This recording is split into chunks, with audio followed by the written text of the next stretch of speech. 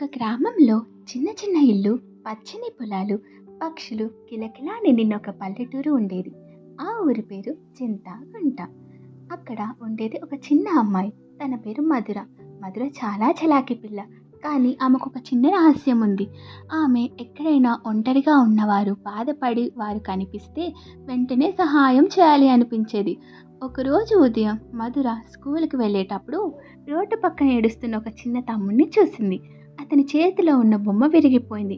మధుర వెంటనే అతడి దగ్గరికి వెళ్ళి, ఏందిరా, ఎవరైనా నిన్ను బాధ పెట్టారా అని అడిగింది. తమ్ముడు కన్నీరెచ్చుకుంటూ, నా బొమ్మ విరిగిపోయింది, నాకు అమ్మా నాన్న ఎవరూ లేరు, ఎవరు తిట్టుతారో తెలియడం లేదు అన్నాడు.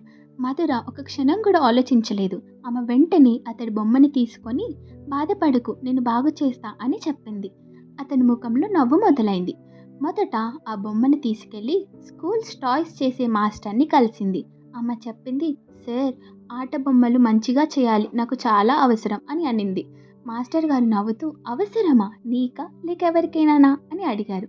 మధుర నిజాయితీగా చెప్పింది, ఇది నా కోసం కాదు సార్, నాకున్న ఒక చిన్న తమ్ముడి కోసం. మాస్టర్ గారు ఆశ్చర్యంతో, నువ్వు ఇంకా పిల్లవే, ఇలా ఎలా ఆలోచించగలిగావు అనేసి అన్నారు. సార్ సహాయం చేతో బొమ్మ బాగా చేయబడింది.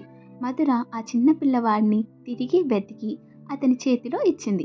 అతడు ఆనందంతో కేరింతలు పెట్టాడు. ఆ క్షణంలో మధుర గుండె గదిలో ఒక వెలుగు వెలిగింది. ఇతరి కోసం ఏదైనా సహాయం చేయడం ఎంత మంచిగా అనిపిస్తుందో అని ఆమె అనుకుంది.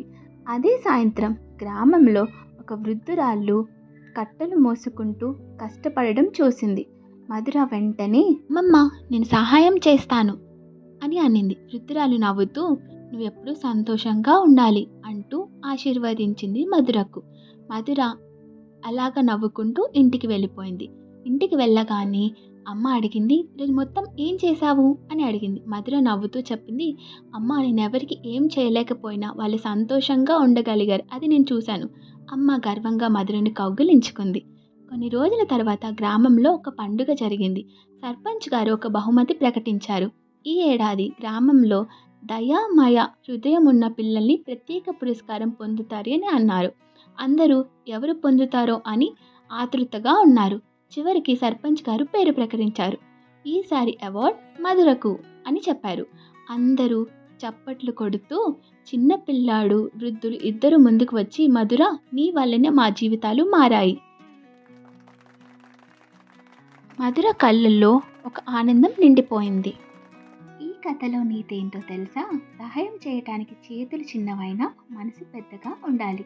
ఇదే ఈ కథ నీతి.